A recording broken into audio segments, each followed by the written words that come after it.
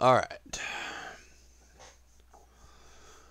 So, one of the biggest, baddest, scariest tanks that you're seeing right now, and even though it's going to be getting a nerf right in the near future, it's not really that big of a nerf. The only Alleged thing nerf. that really can be considered a nerf is going to be the gun handling on this thing. But even then, based off the characteristics that it had, that's not that big of a deal, considering it's an up-close brawler anyways.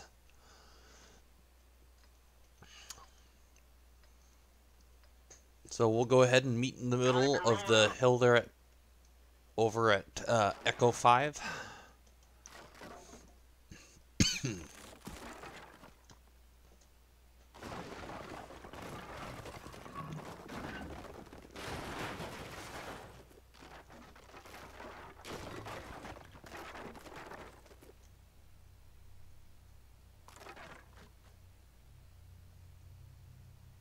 I didn't want to be the first one there.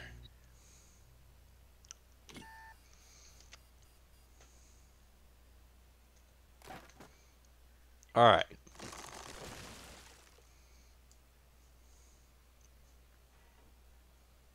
And we're just waiting for an Object 257 to show up.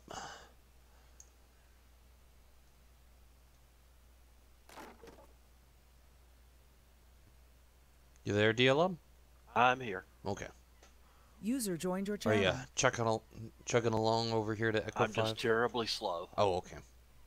Alright, I'm moving.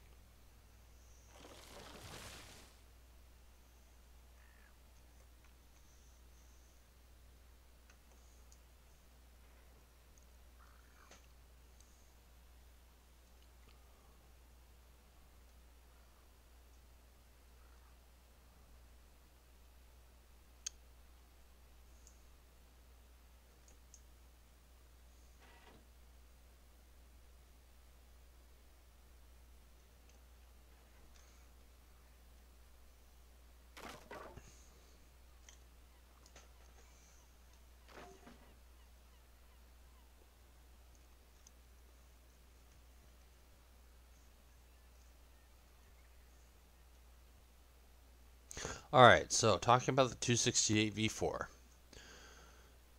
If you guys look, you can see that there's two sets of hooks on the lower glacis of this tank. It's a rather flat plate. That is incredibly well armored.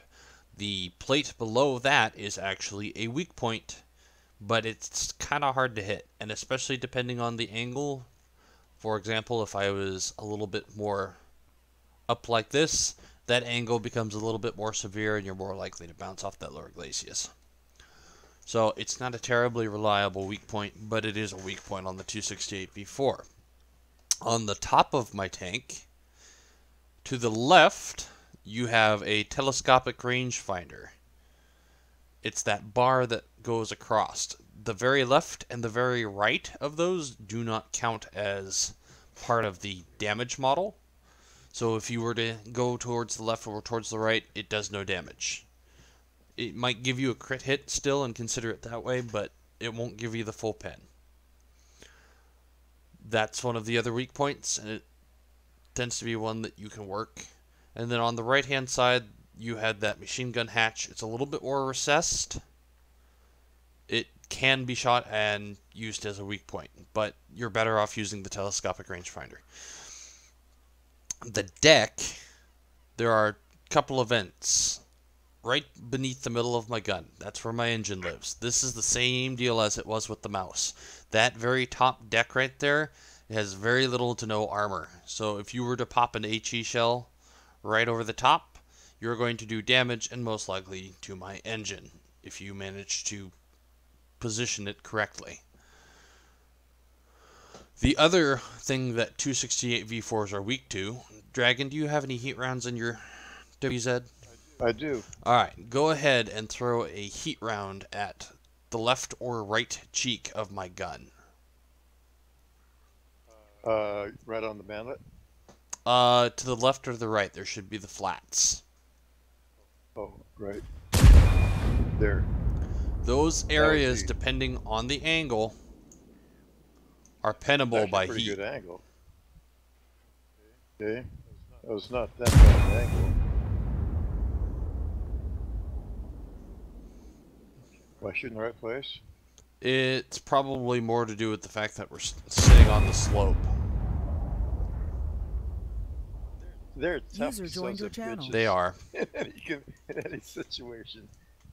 Alright, so let's make the angle a little bit easier. You see the flat there that I'm showing to you? Yeah.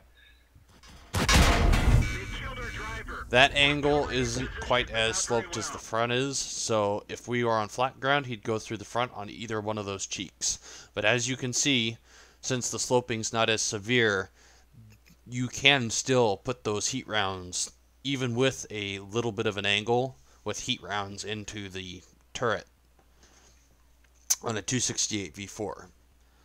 But bottom line is 268 V4 has a good amount of DPM. I have a 14-second reload, but my alpha is going to be running anywhere from 650 for an average, but I can get all the way up to 750. And I have a relatively high penetration off my heat rounds, only 293 for an AP, but I go up to 360 for my heat. And again, that heat round penetrates through the armor, then explodes inside, and I get a lot of damage. And it does nice things to modules too. So, being on the front end of a 268 V4 is a bad place to be playing against a 268 V4. If you are given an option, throw a shot into the track and get around the 268 V4. Because 268 V4s, as you can see, this is with my driver injured, turn, but they don't turn that fast. Get around them. Get away from that gun.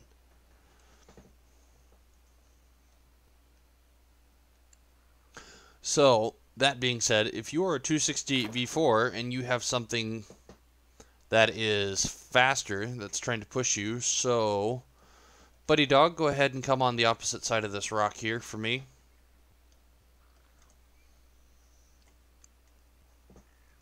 I'm going to have you make to push out and around and try and push around my tank. Okay, he's going to push. I'm going to start backing up. As you can see, that my reverse speed is still relatively quick. All I have to do is a little direction change to try and make him turn to go for it. And I can keep him in the front of my gun, and now I can keep backing up again to make sure he doesn't get behind me. When you're playing your 268 V4s, you need to keep a little bit of distance between you and a tank so that they can't get around your sides near as easily. You need to make it hard, keep your gun in the fight. If your gun goes out of the fight, you are relying on support tanks to keep you alive. So what you need to understand about the role of a 268 V4 tank is that it can lead a charge. No problem. But bottom line is, it has to have other tanks with it besides 268 V4s so that it doesn't get pushed around on the side. So what that means for support tanks that are playing with a 268 V4, you need to be looking for those enemy tanks who are trying to get around the sides of your 268 V4, and you need to get them dead because they're going to try and get a gun out of the fight, and 268 V4s are a gun that you need to keep in the fight because it's the only thing that's keeping your forces alive through its armor and that factor of it's a 268 V4.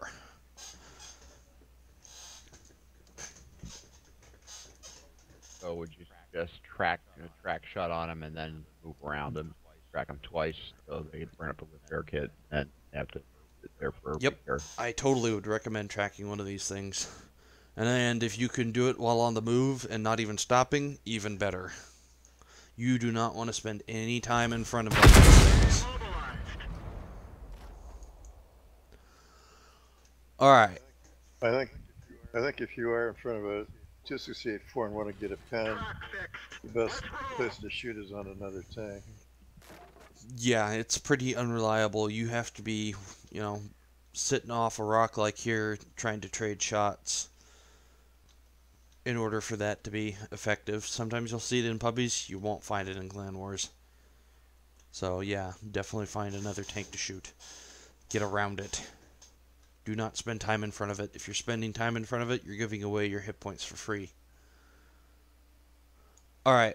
The sides of the top on it are fairly weak. They're pinnable, right? Yes. In the back. Yes, with heat rounds and the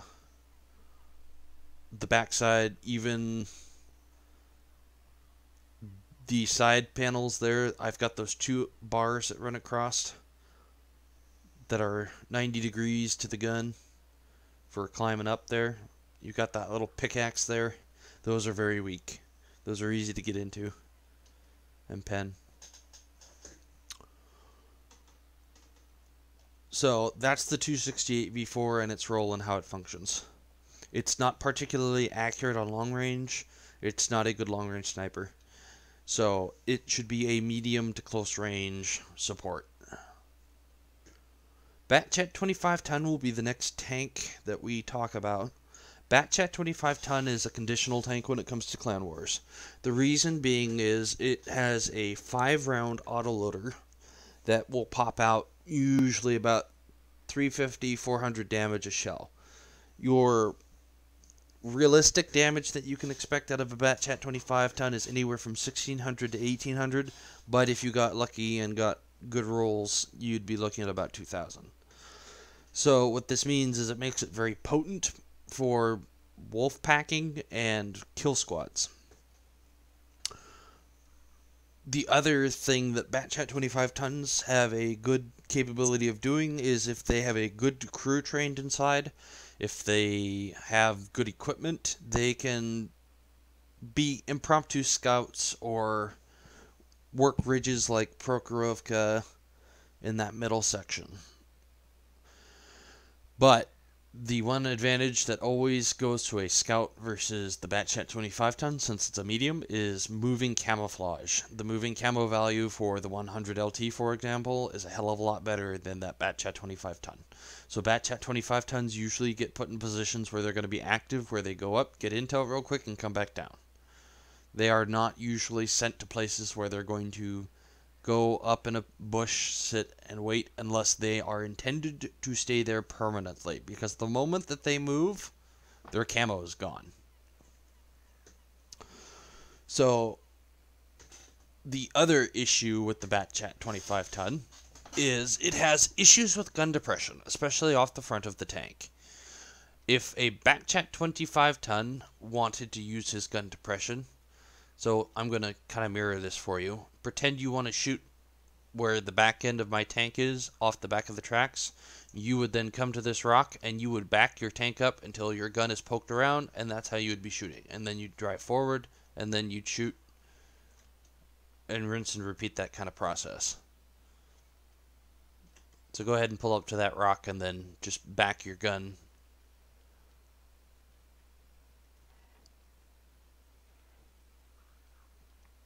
There you go. Go ahead and swing your gun towards the back.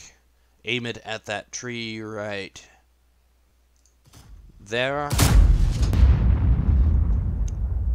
And then just barely back up until your gun is poking out at that tree.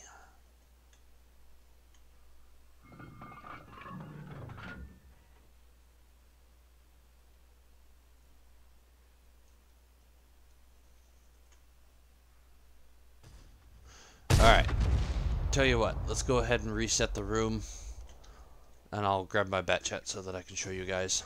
So go ahead and get everybody dead.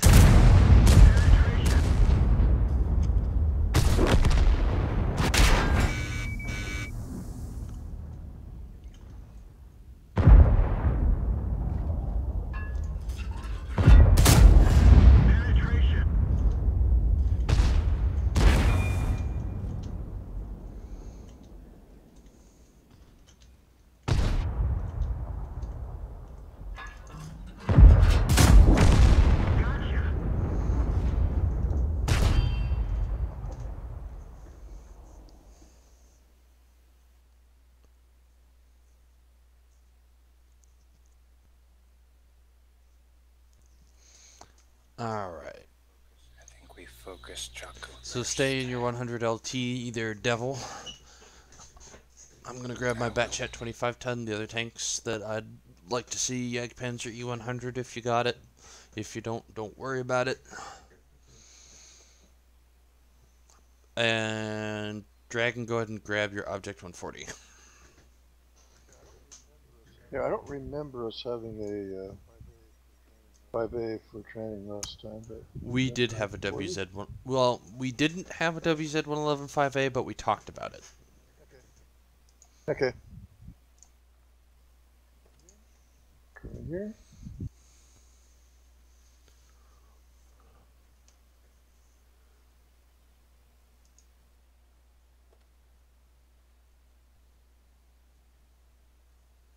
Same location.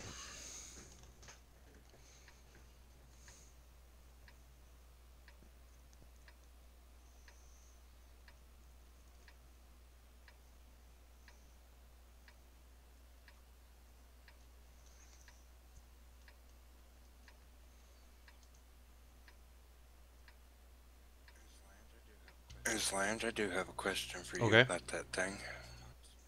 What's top speed on it? Top speed is about 64, I think.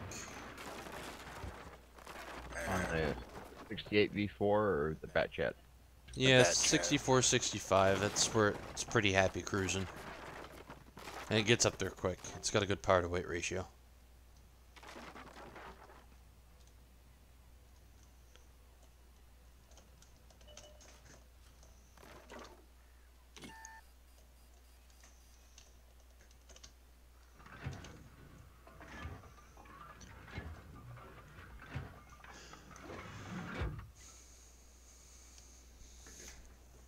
Alright, so as you can see by the physical limitations, I have a much longer front on this Batchat 25 ton than I do the back of the tank. So if I need gun depression to shoot down at something, I need to bring it over the back or the side of the tank in order to achieve that gun depression. So my best gun depression is here, and my best gun depression is here. So, in order to make that effectively used in a Batchat 25 ton, that means that, let's say I want to shoot that tree over there, the one that I pointed to earlier, that means that I need to be doing everything in my power to minimize the exposure of my tank. Right here, I can shoot every bit of that tree. I would take my shot, and I'd pull forward. It's very little distance at that point for me to back up, get my shot, and go back forward to get my cover. Because if I wanted to do it from the front, and I'm using this rock for cover to come out to the side, it would be about right here. Almost all of my tank is exposed. That means my engine's going to get shot, I'm going to get tracked, and I'm going to be a dead Batchat. Batchat 25 ton is a very high skill cap tank because of a lot of these nuances. The other thing is your reload, even with a good crew like what I have in mine, I'm still sitting at a 35-second reload, which is fast for a Batchat. So I'm popping my shots, getting them in, doing my little circle, out playing tanks, and then once my clip is empty, I'm running. I'm going for cover, getting ready, keeping an eye. I'm down to 12 seconds down on my counter, and I'm going to start planning my route back into the fight to maximize my gun so that my reload is just coming off. And it just came off reload, and I now have shots on DLM. How many rounds is 5. hold on that one? 5 shots. So Batchat 25 tons can get into the mix, but Batchat 25 tons also always need to have an exit strategy because they will fire all the rounds in their clip, and then they're going to be on a 35-second reload. So if there's a massive brawl going on, I fire my rounds, and I sit here, and I wait for my reload going doo-doo-doo-doo for 35 seconds. More than likely, my tank's going to be dead. They're going to prioritize Batchat 25 tons, because Batchat 25 tons' job as a assassin tank, kill squad tank, whatever you want to call it, is if DLM was sitting at 500 hit points, he is my first target. Because Batchats know that they have a clip and a long reload. In order for them to make the most impact on a battle, they go and they clean up those low health tanks so that the other tanks that can take a hit and sustain that fight now get that DPM advantage and numbers advantage and hit point advantage. So bat chats run in and they run out, and then they come back. Bat chats are not particularly good snipers either. They tend to have a long aim time for getting their bloom down. So there is often a question when it comes to bat chat 25 tons as to whether or not run vents, rammer, and optics, or whether or not to run the rammer, optics, and a GLD. It's more personal preference more than anything, but case in point is that they're not particularly accurate. So bat chat 25 tons are better off holding their shots for close encounters to do that Suicide Squad business. They can sit and support if they need to, but just understand that you might get 2 penetrating shots from distance out of 5, and so you basically got 800 damage for a 35-second reload. That's pretty bad. So just understand that about the Batchat 25 ton. Batchat 25 tons are very mobile, very nimble. Turret traverse is very good. My turret will actually outturn my tank, no problem. So when it comes into playing against enemy tanks, I can do an auto lock here, and my turret will just stay on target. Makes them very good at what they do. Now keep in mind, the auto lock is probably not the best option because the pen on Batchat 25 ton is only 259. When that comes into tier 10s and armor like what you're seeing on 268 V4s, IS7s, where you're adding tracks and other armor, it can struggle on shots. And even the IS7 Buddy Dog has the angle on that IS7. If I'm not paying attention to my shots and I auto aim on Buddy Dog, it's going to put that shot right into that angle just above his tracks. That's going to bounce for a Batchat. I then have to manually aim, and I have to put my shots down just below that angle and above the tracks, or I have to opt for getting on his butt or shooting his lower glacis. So Batchats have to be careful with shot placement too. While they have a decent amount of pen where they can come in and really wreck something, they can also really waste their clip and really screw themselves and the team over, which is why not just anybody gets to play Batchats. One of the other things, if a Batchat 25 ton gets sent out on a scout run, he can expect his role to change. He can be out there for the lights, but all of a sudden his role can change where he needs to push in, and if Chaco and I were running together with Dragon, let's pretend he was another, all three of us would have to get together, start focusing fire, and then our role might change again, and we go, oh, we have to go spot something now. You go back off to your place, I go off to mine. Batchat 25 ton is a very fast-paced tank, and you really have to be situationally aware of where you're going, what kind of job you're supposed to do, and not getting yourself killed. It's very easy to get yourself killed in a Batchat because it's paper. It is pretty much paper. Anything else I need to add about the Batchat 25 ton? Not really. As far as spotting capability, it doesn't hold up to the 100 LT. I was on Prokhorovka and I got told to go do an active run on the 1-2 line. I was still getting shot at by a 100 LT and I was not able to spot him. And I have 511 view range on my tank in particular. So the camo value for actual light tanks at tier 10 versus this thing, I mean, you can make it work in a pinch, but it's just no competition. I do indeed. Strong coffee. Alright, which, since we're talking about other light tanks, let's talk about the 100 LT next. 100 LT is not a particularly accurate tank, and its penetration tends to be a little bit lacking. Unless it's within 100, maybe 200 meters, it's going to struggle to pen something. But if it's that close, that means it's spotted, and it's having a hard time fulfilling the function of a light tank unless it's being an active light. But at that kind of range, it's going to be pretty easy to hit though too, so it ain't going to last very long. So 100 LT has that struggle for that reason.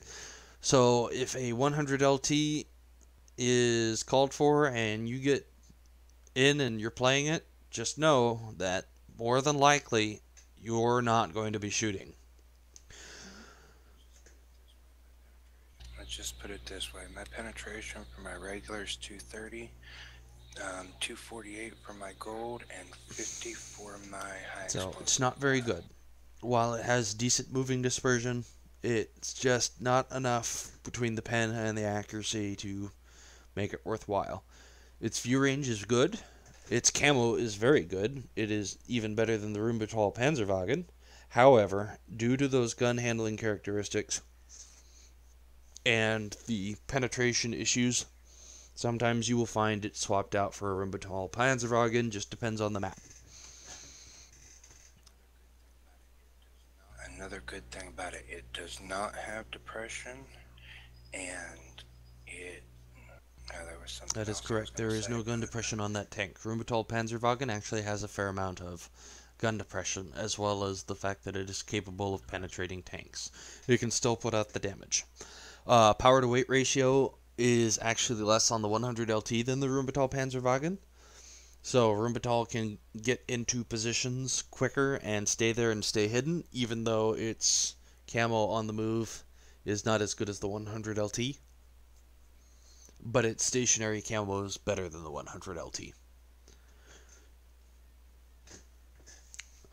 So that's pretty much the 100 LT and the Rheinmetall Panzerwagen all in one, since it's a straight comparison. They will outspot this batch at 25 ton for days. Oh. And the one other thing I was going to say, you've got to watch with the 100 LT, because if I'm in a dip like this, lots of times I can't get shots on DLM from inside this dip because I do not set high enough. Height is a problem. So you have to be careful about what you're doing when you're playing that 100 LT and the terrain that you're working in. Alright, so next tank up is going to be the Object 140. 140 tends to be fairly light in the armor department, but it still has enough that it will bounce the occasional shot. But Object 140s do not have gun depression. They have a good power to weight ratio. They're quick, very mobile. They turn very quickly with hull traverse. The turret traverse is also very good. Penetration is fair. What's your penetration, Dragon? It is on standard is 264. Yeah, Maybe so it's he's 330, not which is usually really struggling nice. to penetrate, because that's also a APCR round.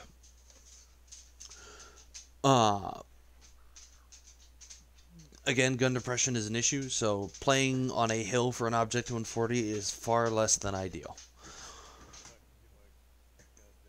I cannot get my gun down on DLM until I'm really well. So if I am down here, I can't swat enough to get him down here, but I only have his turret.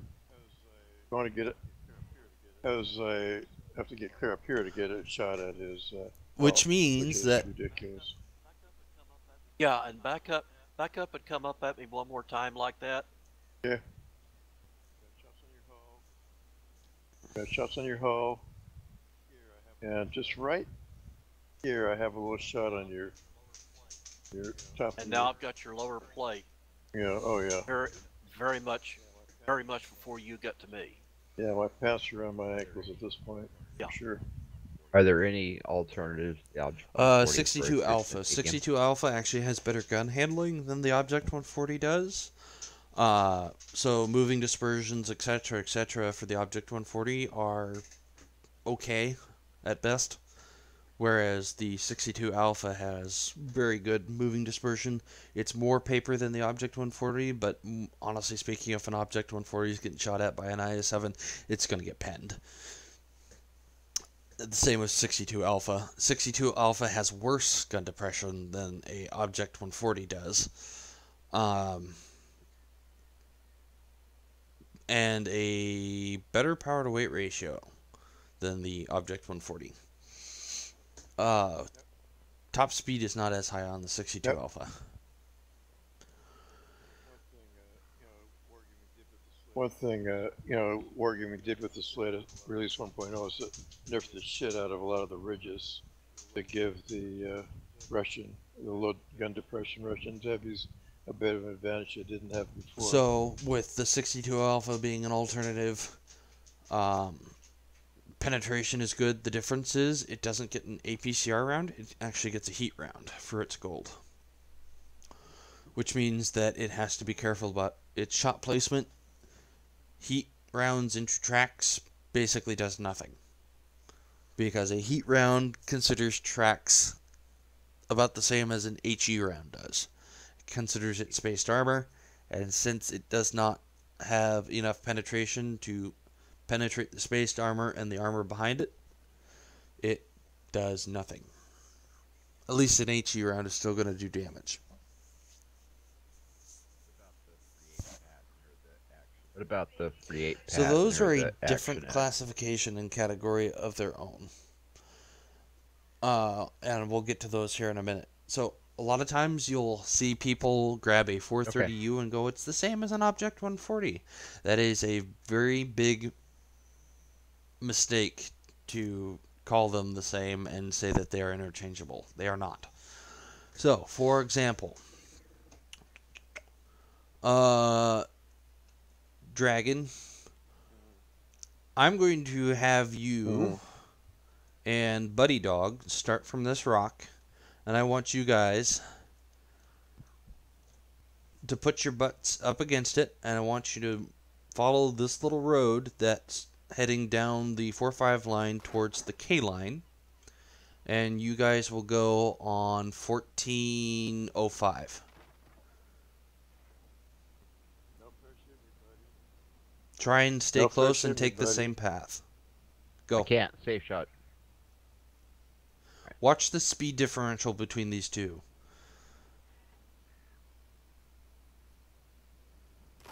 That Object 140 is going to start pulling away from that IS-7, and over a long distance, it's going to get worse. Power to weight ratio is going to start causing a problem for this IS-7 as they start going up hills, and he's going to get left in the dust. So all of a sudden, you've got tanks like Object 140s, Batchat 25 tons out working around this corner. It's a good 1, 2, 3, 4, 5, 6, 7 seconds before Buddy Dog is now around that corner, and he's getting left further and further behind. So when it comes to Object 140s, honestly speaking, they are too fast to be paired with an IS-7.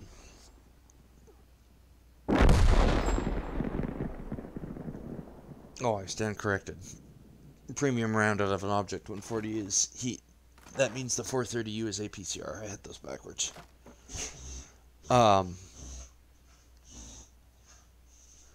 But as you can see, the speed differential, when it comes to pairing tanks, that's a problem. WZ-111 5A is actually a bit faster than the IS-7 and gets up to its top speed easier, so it's better to pair WZ-111 5As with Object 140s. If I was going to pair a tank with a IS-7, it would be a 430U.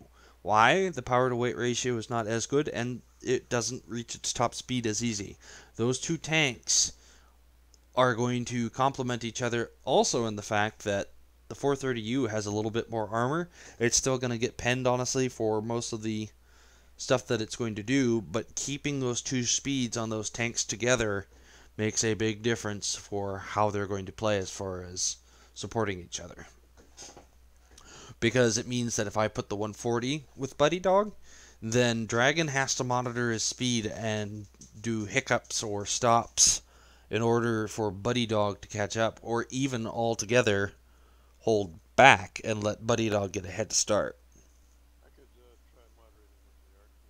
I could try moderating with the arc. So 430U is not the same thing as the Object 140 by a long shot.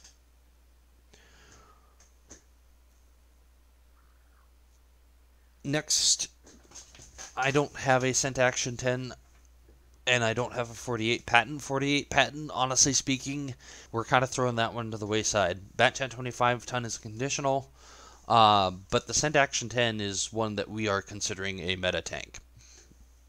The reason being, and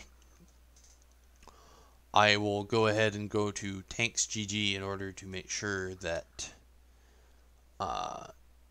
you guys can see this. So if you guys want to start watching my stream, I will get that set up.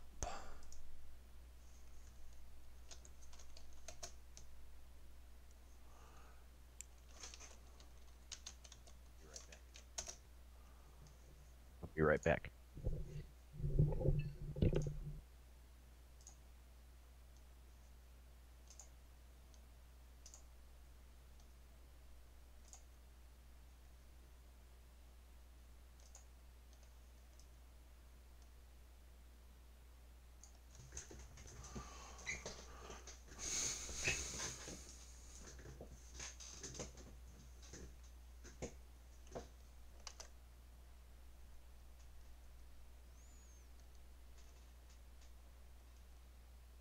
So as soon as I know that I've got everybody watching that stream, we'll start talking about that Sent Action 10.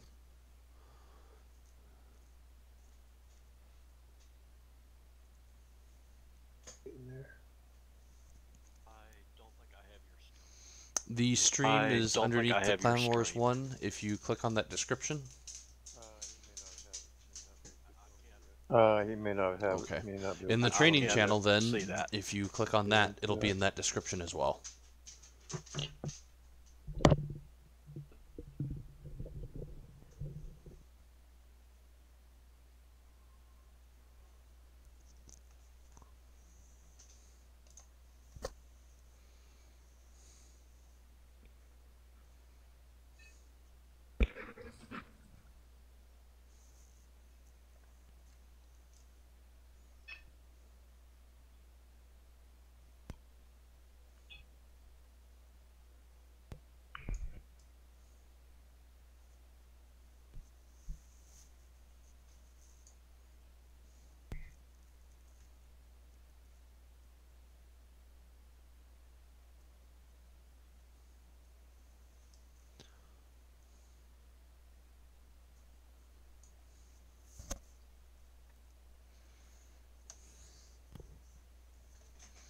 Alright, you back, buddy? Okay. I'm here. Yes. Alright. I'm just eating my So chicken I'm pie and going to salad. guess everybody else has gotten into the stream by now. So, Sent Action 10 has very good gun depression, equal to that of the 48 patent. However, where the 48 patent starts coming into issues is it has a bigger commander's hatch on top of it, whereas you can see via this model for the Sent Action 10, that's a fairly small commander's hatch. User disconnected from your channel. The other issue that the 48 patent has is partially the shape. As you can see, this angle right here allows this tank to come up to a ridge line, stick its gun over, and bounce shots for days. The only potential target they have at that point, if he's gone hull down and done a good job on his ridge hunting, is that commander's hatch right there. These are angled enough here where it's going to cause problems. These are angled enough. This lower section is still fairly well armored on the front. So that still causes problems. The one area where it's still potentially weak is the turret ring itself, but it's still a very small target. So if there's distance, it's not really an issue. Sent Action 10 still have a fairly nice amount of speed. One of the issues that they get into, though, is that, of course, the whole armor, as you can see, is completely negligible. So as far as a go in and brawl, they tend to fall flat on that because everybody just points at the turret and then they die horribly. Not that an Object 140 is going to necessarily fare better, but at least the 140 is a little bit more mobile than the Sent Action 10. So speed acts as armor in the fact that you can make an enemy miss. Turret traverse is still pretty good, and it doesn't have a lot of areas where it doesn't get good gun depression. So the only place that it would get poor gun depression is off the back here. Accuracy on this particular tank is pretty good as well. As you can see here by the information, DPM, it's got a fast reload. Dispersion of 0.31 is pretty accurate. Only a 2-second aim time, so you don't need a GLD on this thing. And it's got good dispersions while moving during the traverse and all that. Terrain resistances, not bad. And it has fairly good base view range. You can get those guys up there and they can operate on their own pretty easily.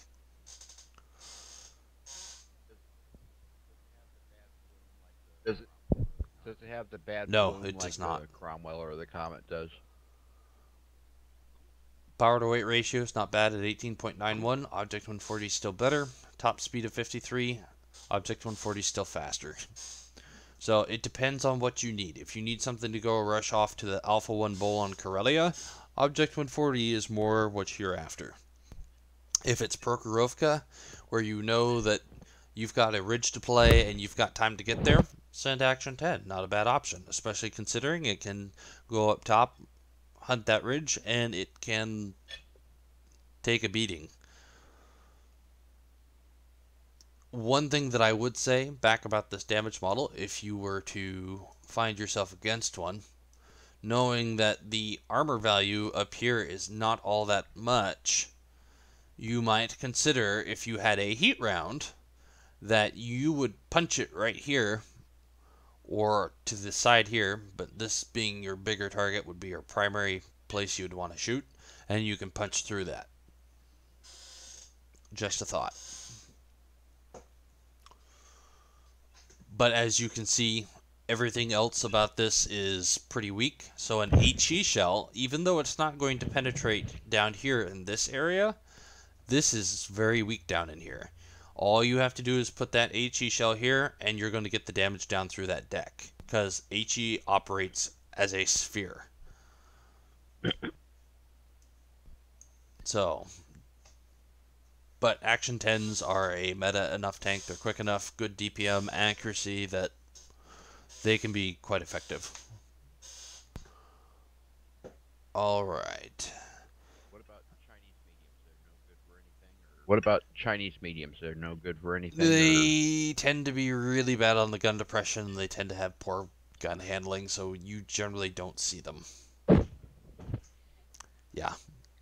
Like most Chinese tanks, okay. Alright, so I'm going to go ahead and get off of Tanks GG here, and I'm going to grab my Jagdpanzer, and we'll go ahead and go back to the garage. So you guys can stop watching the stream now.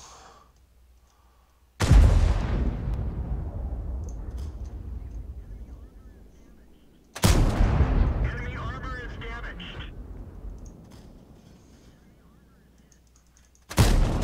Enemy armor is hit. Penetration. Enemy is hit. Penetration.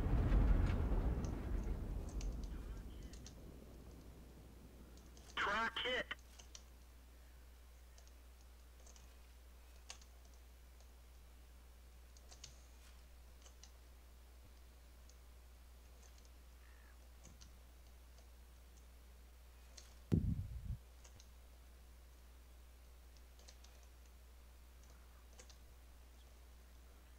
Yep. Slant must be on reload. Enemy armor is hit. They're knocked out. Alright, so we'll get readied up, and I will grab Jagdpanzer E100, and we will talk about that. And then we'll come back, and I will grab my Death Star, and we will use that to talk about the FV4005 and Death Star all in one.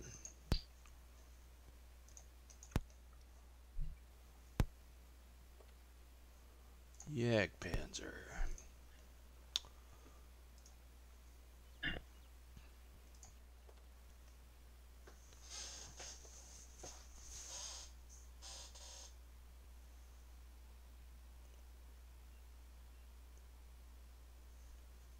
Alright, everybody's readied up. Excellent.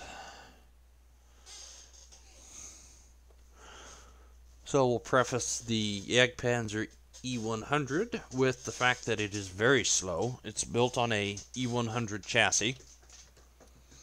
And you'll notice that there's a lot of similarity into the chassis. The fender skirts drop over the side are exactly identical to that of the E100, with the exception of the backside, which angles down a little bit and doesn't come around the back. This tank has okay gun depression due to the fact that it sits as high as it does, but it's still not particularly great.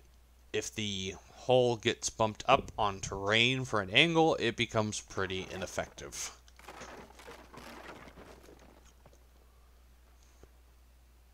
So you really have to be careful about how you're playing a Jagdpanzer E100 on sloped terrain.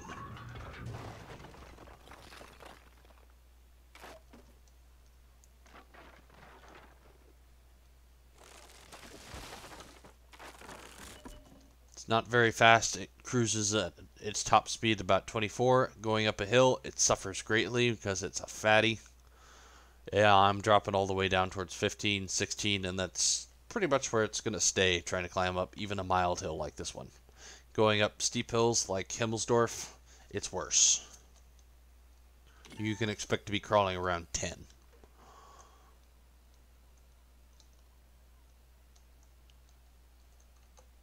So, like I said, gun depression is an issue for this, especially on hills. I am better off keeping my distance from the hill to be able to have shots at DLM. If I go here, I cannot even get my gun down far enough to hit DLM. So the gun arc is fairly limited on this tank. So if you are faced with a Jagdpanzer E100, track it, go around it.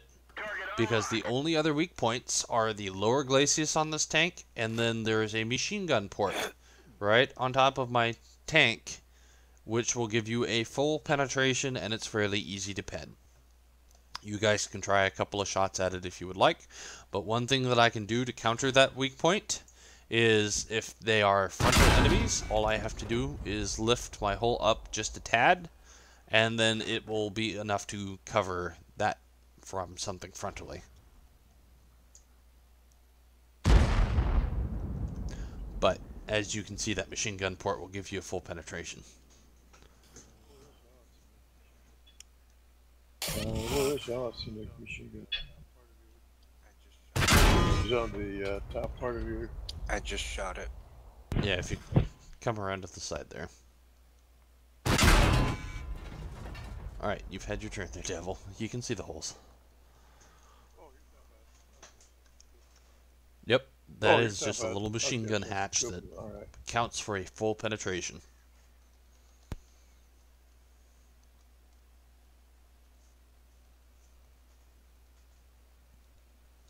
The other weak point on this tank is the superstructure. So what I mean by superstructure, you've got the hole with the fender skirts and that logo on that lower part. And then to the left and the right of the gun, you have the superstructure. That is also a weaker point for this tank. So it is better for me in a Jagdpanzer E100 to be keeping distance for whatever I'm shooting because I fire heat rounds. My heat rounds are particularly lethal. My heat round is sitting at 420 penetration. That's a lot. There's not many things that can handle that kind of a round. So Jagdpanzers are great for getting rid of tanks like 268 V4s. They're great for getting rid of Type 5s. They're generally good at getting rid of anything. They're not bad on the accuracy department. They're sitting at about a 0.29, I think, if I remember correctly, on the accuracy. So they're fairly accurate. So even at distance, you should not be sitting in front of one of these things. If there is one like Himmelsdorf on the 2-3 line and it's looking down that alleyway, you should probably just suck back in and try and avoid being shot, because from that kind of distance, obviously that capula is going to be a problem, and if they're sitting in a window hiding their lower glacis, there's really not a lot you're going to do to it. One other thing to be mentioned, if you are trying to flank one of these things, those side skirts are well armored. You need to be very careful about where you're placing those shots. You are better off putting side shots into the superstructure rather than into that rounded and curved part of the fender skirts. That counts as angled armor. Or you need to be shooting down into the wheels down below. The back is paper, as you can imagine. It's pretty easy to figure out where the ammo rack is on this thing, to the left or to the right of those doors. You will find the ammo rack. So the engine is also on the front, so shots through the lower glacis usually tend to hit the engine if you've got a fair amount of pen. But those double doors back there, on each side of those walls, you'll find shells. So that's how you can ammo rack it. You can also get a good ammo rack in through the side.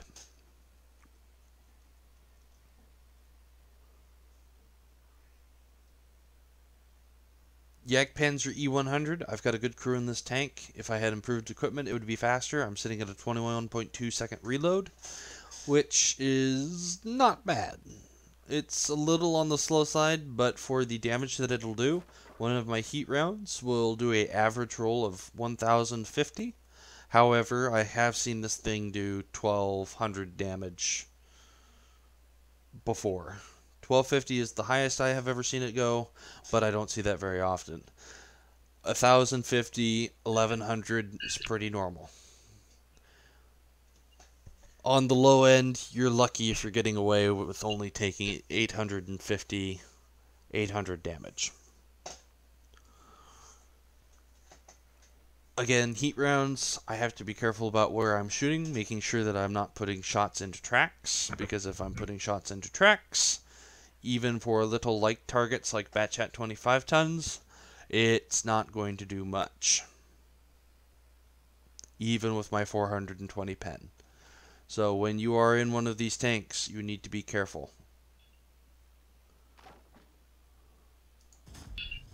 Because all I get if I do that, I get a crit hit. Guaranteed, every time. So be careful with those heat rounds. I can pretty much pen anything and everything else on that tank. Gun mantlet, no problem.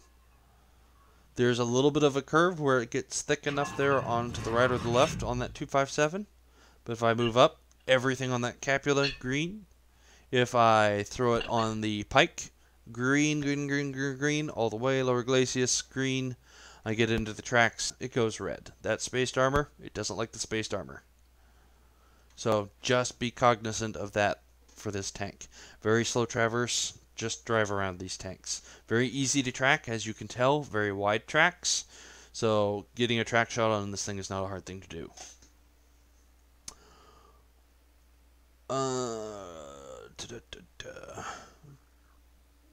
That's pretty much the Jagdpanzer E100 in a nutshell. Any questions about this tank before we go back to the garage so I can grab Death Star?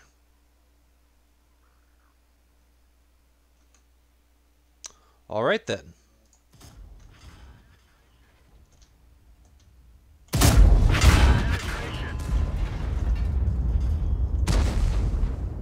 Why don't you stick everybody on the team opposite you so we can get we can look at our color right. Yeah, we can do that. Change.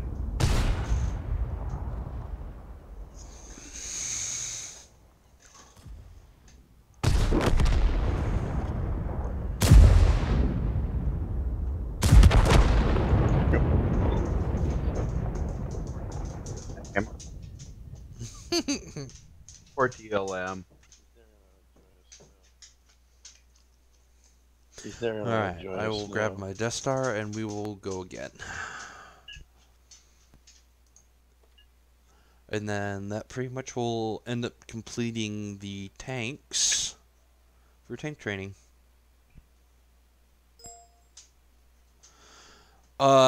Yes, it is that heat round. That 420 pen makes it very formidable. The fact that it's fairly well armored for what it is, and as long as the player is competent and knows how to hide the weak points, that tank can be very lethal. Especially if you have two of them, and they stagger their reload.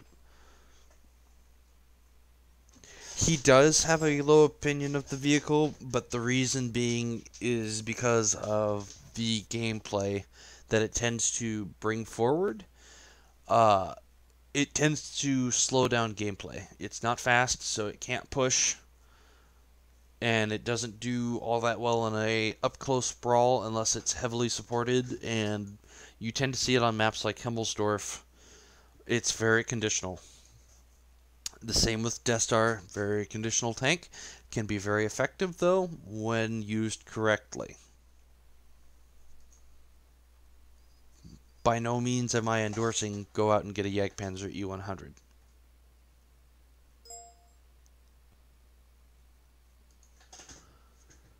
Alright.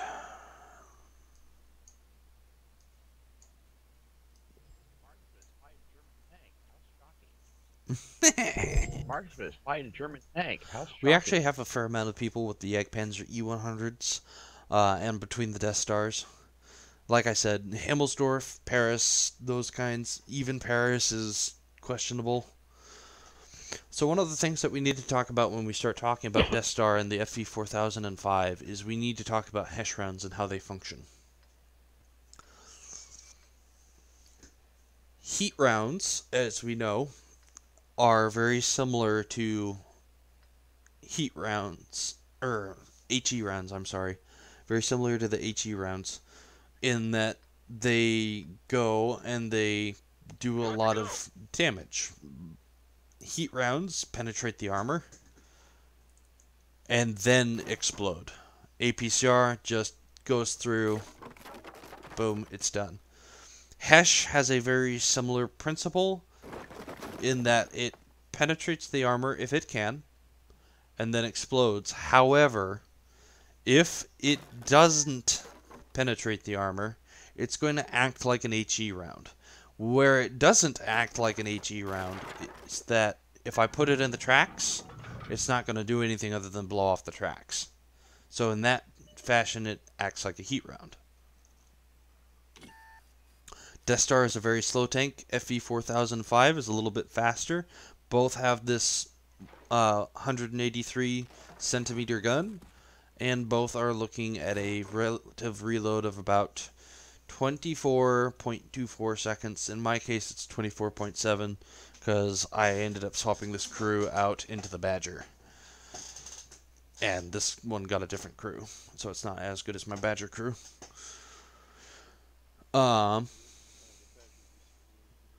This does not have a fully rotating turret. Best thing to do if you are facing a Death Star, get around it. Hull traverse, turret traverse, not very good, so it's pretty easy to get around. You do not want to sit in front of one of these things. My AP rounds, I'm still sitting at 1,150 damage with 310 penetration. Not bad. Bigger issue is my accuracy in placing the shot where I want it. My Hesh rounds are 1,750 for my average damage. I have seen high rolls on this thing up to 2,000 damage, and that's still sitting at 230 penetration. Batchat 25 tons, beware. 100 LTs, beware. Object 140s, beware. Anything in that category, I can pretty much one-shot. My regular HE rounds are still sitting at 1750, but they only have 92 penetration.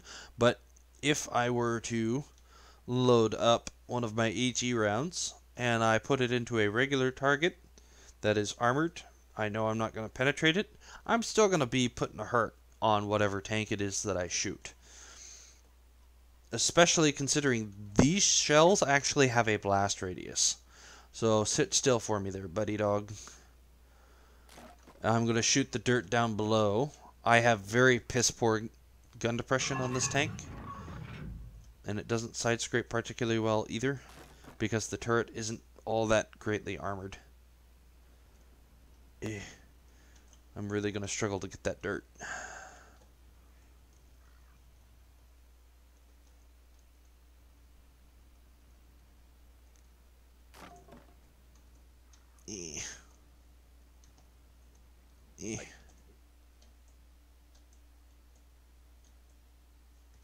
Crap.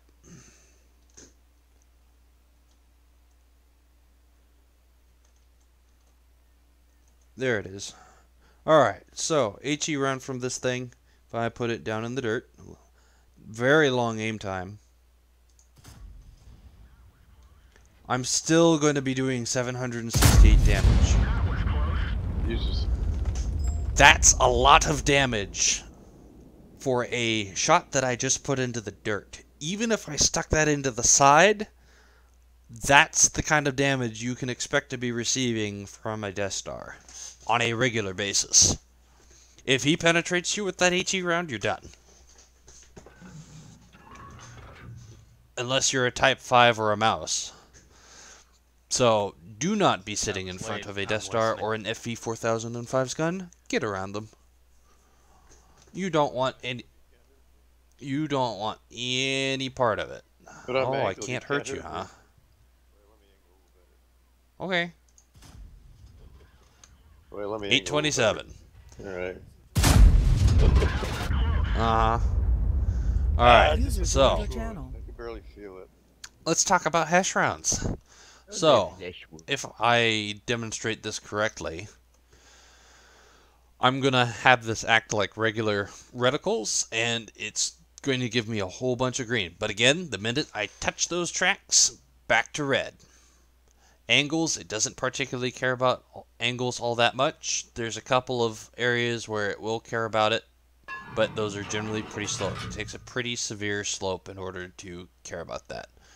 The amount of critical hits you're going to get out of HESH rounds is going to be pretty intense. You can expect that as a normal roll out of Death Star, which that was below average. That was 1714. So that's lucky little Batchat that he survived a Death Star round. Do not sit in front of this gun. Go around. The hull armor is incredibly weak on Death Star, so shoot it in the hull. Side armor, no problem. If he tries to side scrape, it is so easy to overmatch. I cannot effectively side scrape. This armor is so bad. The only place I have any relative armor is on the turret, and that's only due to the angles. If I am on a downhill where it flattens out that turret, back up against this rock and try and show you if it'll let me climb it. I don't have any power to weight ratio on this thing whatsoever. If I flatten that out because I'm on an angle, all of a sudden you can pen me through the turret. The turret armor literally relies on that.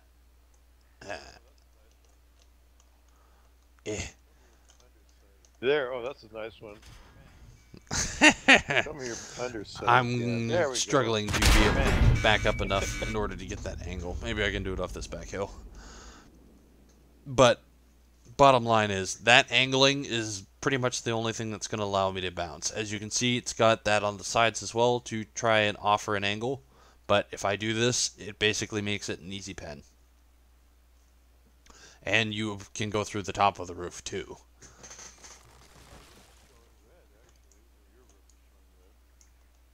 You know, my roof is showing red, actually, or your roof is showing Yes, red. it's just the angle. Oh, you know, it's right on the edge. So shooting down on these things is pretty easy money. Himmelsdorf, that upper ramp, if you had one running down around in the city, around the heavy alley or 2-3 line, and you're shooting down on it, no problem. Very weak through the engine deck, shooting through the front, gets my engine.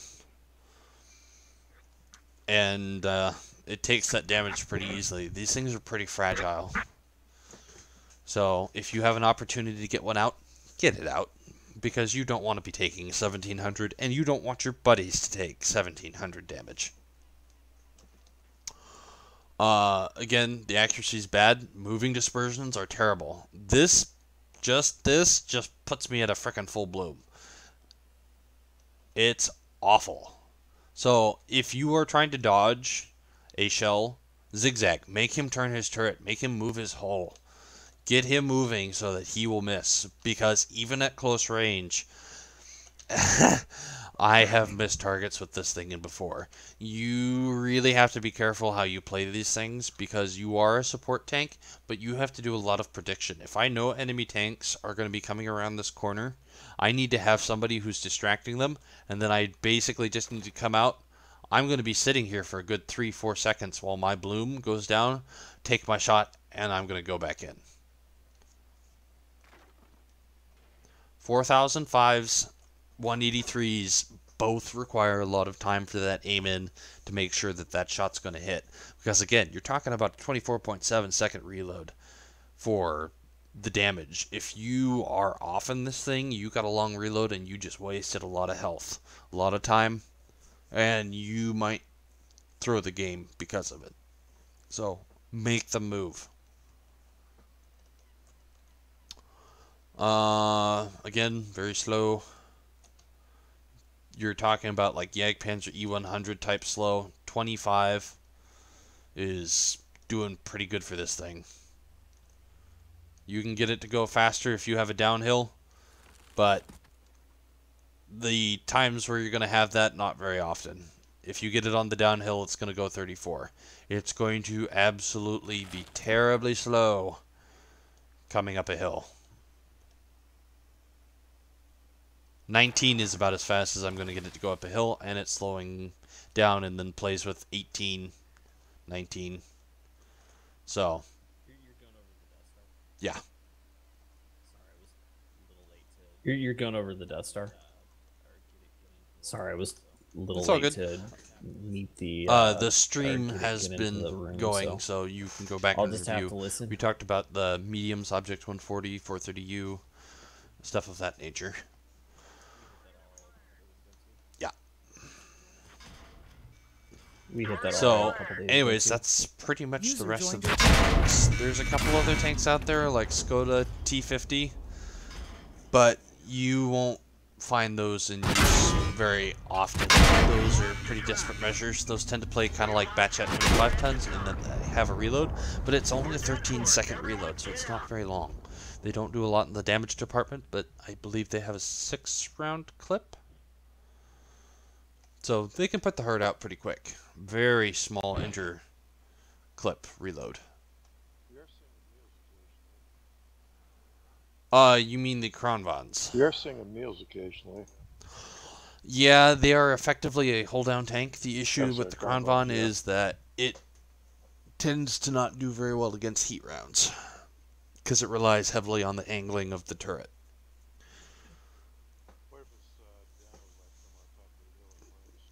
Flattens down the angle and makes it that much easier to downward, pen. like from on top of the hill in mines. Oh, I see what you're saying. It increases the angle and it actually makes it Well, harder what to if pen. no? What if the Kronvan's out there? But it's effective other Right. than the fact that it It's has a just clip. so It's a effective, yeah. 4-round clip. Puts out a good amount of hurt, but that reload, when you have too many tanks on reload, it's just easy to push over and kill them. Which is why Kronvan is conditional.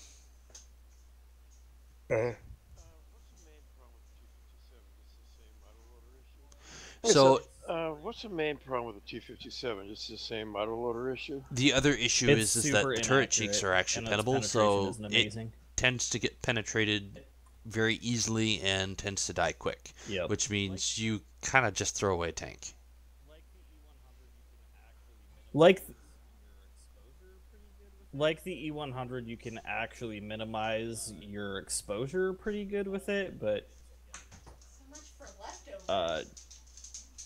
all Yeah, of the negatives together just Like, aren't worth it's the conditional. tank. It is kind of a desperate measure if you're bringing one. Sometimes it has its use, like kill squads. You need to have it go in and do some cleanup. It's very good at that, but it's not something you want to rely on.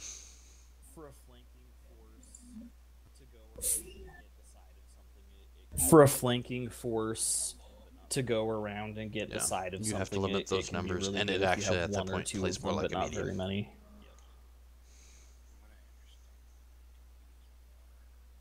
Yep. You know, from what I understand, the 50B is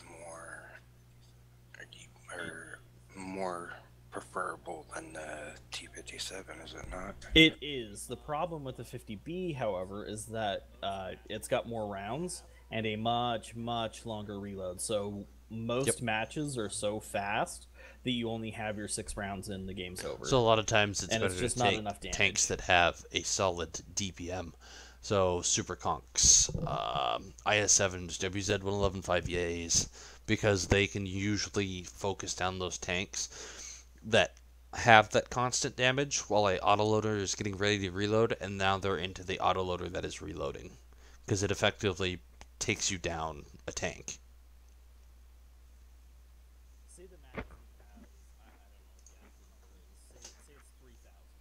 Say the magazine has, I don't know what the actual number is, say it's 3,000, right?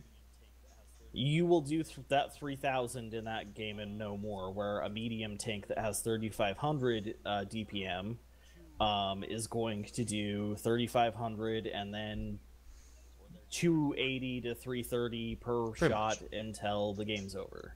Or So they're that's dead. why those tanks are conditional. Any other questions about tanks, concerns?